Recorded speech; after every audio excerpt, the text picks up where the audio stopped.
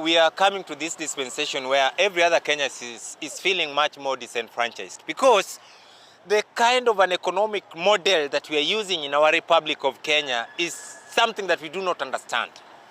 We have what is called the paradigm of shifts, meaning that every individual who comes up with an economic model should be able to tell us, number one, where is the source of revenue? How are people much more economically inoculated into the system?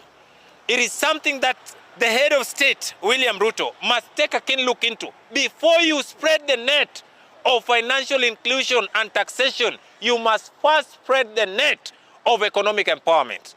We are in a dispensation where, as a country, we cannot appear to be a condominium of a different state. We are the Republic of Kenya. One thing that must come into the fore is that citizenry of this republic is well appended. It's either by birth, by naturalization, or by registration. A Kenyan is a Kenyan.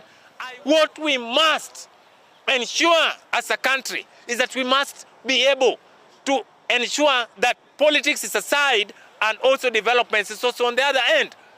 The only point that we have, our only point of dispatch here is we have been able to collect taxes in Kenya in form of trillions.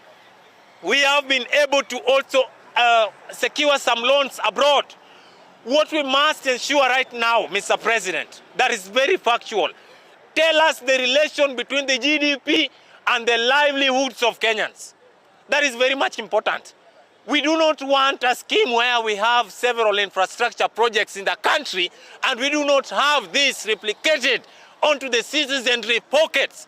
We have beautiful roads here, but this has not been able to translate into our pockets. One thing that must be sought out for sure is the idea that a country can be governed by the so-called the stakeholders. We are stakeholders in a matter that we are able to pay for taxes in this country. Everything is off. And I'm telling you that you've taken Kenyans from higher echelons to lower echelons. We needed you to have done better.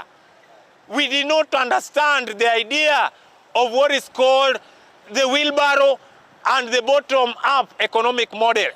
What we are now coming to realize that we chose on a wheelbarrow because a wheelbarrow is a sign of hardship.